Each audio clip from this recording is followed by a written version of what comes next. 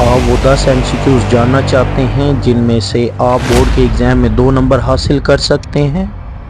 चलें आएँ मिलकर चैप्टर 3 के वो इम्पोर्टेंट MCQs डिस्कस करते हैं। Pressure remaining constant.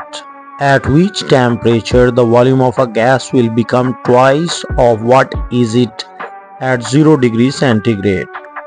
Option A 546 degree centigrade, option B 200 degree centigrade, option C 273 Kelvin, option D 546 Kelvin। जैसा कि चार्ल्स लॉ में बताता है कि volume is directly proportional to the absolute temperature, mean volume double हो जाएगा अगर टेम्परेचर को डबल किया जाए। जैसा कि हमें स्टेटमेंट में 0 डिग्री सेंटीग्रेड गिवन है, मीन 273 केल्विन गिवन है। इस टेम्परेचर को डबल करेंगे तो ये बनेगा 546 केल्विन या फिर 273 डिग्री सेंटीग्रेड। लिहाजा option D is the correct answer. Number of molecules in 1 dm cube of water is close to option A 6.02 into 10 raised power 23 divided by 22.414, option B 12.02 into 10 raised power 23 divided by 22.414, option C 6.02 into 10 raised power 23 divided by 22.414, option D 55.5 into 6.02 into 10 raised power 23। किसी भी चीज़ के number of particles calculate करने के लिए हम एक formula लगाते हैं, moles multiplied with Avogadro number of particles. चूँकि वाटर का 1 लीटर गिवन है तो इसके मोल्स बनते हैं 1000 divided by 18, mean given mass over molar mass, जो कि आंसर आता है 55.5 मोल्स। लिहाजा 55.5 is multiplied with Avogadro number of particles. लिहाजा option D is the correct answer. Which of the following will have same number of molecules at STP? Option A 280 cm cube of CO2 and 280 cm cube of N2O.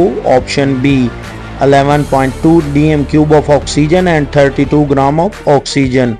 Option C 44 gram of CO2 and 11.2 dm cube of CO. Option D 28 gram of nitrogen and 56 dm cube of oxygen। ऐसे MCQs को solve करने के लिए एक trick ज़हन में रख लें। अगर दो गैसेस का नंबर ऑफ मोल सेम होंगे तो उनका वॉल्यूम भी सेम होगा। अगर दो गैसेस के वॉल्यूम सेम हैं तो उनमें नंबर ऑफ पार्टिकल भी सेम होंगे। लिहाजा option A is the correct answer, जिसमें दो गैसेस के वॉल्यूम को सेम दिखाया गया है, mean 280 cm cube of CO2 and 280 cm cube of N2O। बाकी दिए गए पेयर्स में किसी के मोल्स भी इक्वल नहीं हैं, लिहाजा नंबर ऑफ पार्टिकल्स भी इक्वल नहीं होंगे। दी गई कैलकुलेशन से आप इसका अंदाज़ा लगा सकते हैं। Temperature of gas is doubled and pressure is reduced to 1/2 the volume of gas will option A remain unchanged, option B increases 4 times, option C reduces 1/4, option D become double। जैसा कि हम जानते हैं कि टेम्परेचर को double करने से volume 2 गुना बढ़ जाता है, इसी तरह प्रेशर को हाफ करने से भी वॉल्यूम 2 गुना इंक्रीज होता है।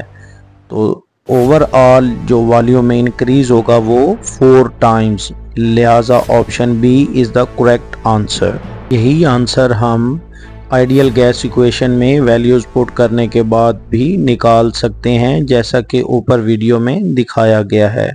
How should the conditions be change to prevent the volume of a given gas from expanding when its mass is increased? Option A temperature is lowered and pressure is increased. Option B temperature is increased and pressure is lowered. Option C temperature and pressure both are lowered. Option D temperature and pressure both are increased। जैसा कि हम जानते हैं कि मास बढ़ाने से gas का volume बढ़ेगा, लेकिन हम चाहते हैं कि वो वॉल्यूम ना बढ़े, तो हमें टेम्परेचर को कम करना पड़ेगा और प्रेशर को ज़्यादा। लिहाजा option A is the correct answer. The molar volume of CO2 gas is maximum at option A STP conditions, option B 127 degree centigrade and 1 atm pressure. Option C 273 degree centigrade and 2 atm pressure. Option D 0 degree centigrade and 2 atm pressure. Ideal gas equation के तहत PV is equal to nRT। चूंकि हम 1 मोल ले रहे हैं तो n की value 1 हो जाएगी, लिहाजा मोलर वॉल्यूम इक्वल होगा RT ओवर P।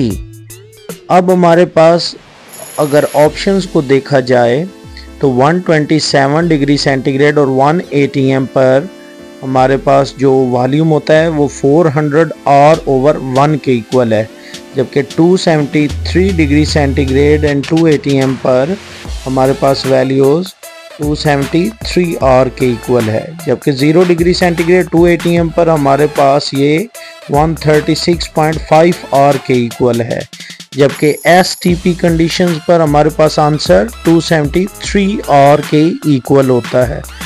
लिहाजा option B will be the correct answer. The order of diffusion of gases NH3, SO2, Cl2 and CO2 is Option A NH3 highest and CO2 lowest. Option B NH3 highest, SO2 lowest. Option C NH3 highest, CO2 lowest. Option D NH3 highest and Cl2 have lowest value of diffusion. जैसा कि ग्राम law में बताता है कि gas जितनी हल्की होगी उसका रेट ऑफ डिफ्यूजन उतना ज़्यादा होगा। Mean rate of diffusion is inversely proportional to square root of molar mass. चूँकि NH3 का मास 17 ग्राम है जो सबसे कम है, इसलिए उसका रेट ऑफ डिफ्यूजन सबसे ज़्यादा होगा। उसके बाद CO2 का मास 44 ग्राम पर मोल होता है। उसके बाद SO2 का मास 64 ग्राम पर मोल है, जबकि Cl2 का मास 71 ग्राम पर मोल होता है, इसलिए उसका रेट ऑफ डिफ्यूजन सबसे कम होता है। Equal masses of methane and oxygen are mixed at 25 degree centigrade.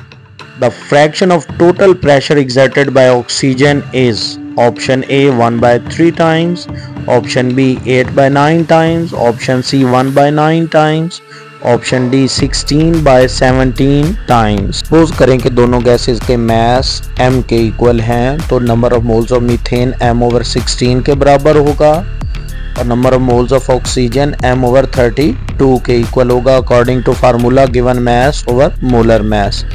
Total moles हमारे पास इक्वल होंगे ऑक्सीजन के मोल्स प्लस मीथेन गैस के मोल्स, जिसका आंसर बनेगा 3m ओवर 32। चूँकि हम mole fraction of oxygen calculate करने जा रहे हैं तो वो होगा given moles of oxygen over total moles. तो इनकी वैल्यूज पुट करने के बाद हमारे पास आंसर बनता है 1/3 टाइम्स। अब इस मोल फ्रैक्शन को अगर हम डाल्टन्स लॉ में पुट करें तो हमारे पास इसका आंसर बनता है 1/3, जो कि ऑप्शन ए है। Gases deviate from ideal behavior at high pressure. Which of the following is correct for non-ideality? Option A, at high pressure, the gas molecule move in one direction only. Option B, at high pressure, the volume of gas becomes insignificant. Option C, at high pressure, the collisions between the gas molecules are increased. Option D, at high pressure, the intermolecular attractions become significant.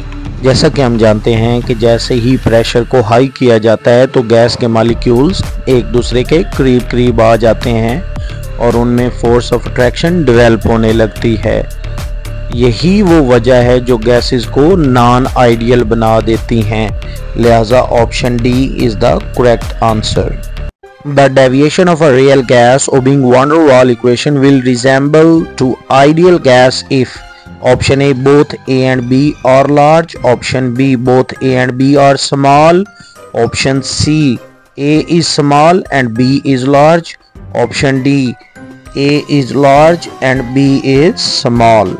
जैसा कि हम जानते हैं A और B van der Waals constant होते हैं। अगर A की वैल्यू ज़्यादा हो तो उस गैस में अट्रैक्टिव फोर्सेस ज़्यादा होती हैं और वो गैस नॉन आइडियल बन जाती है, लिहाजा A को ज़ीरो होना ज़रूरी है।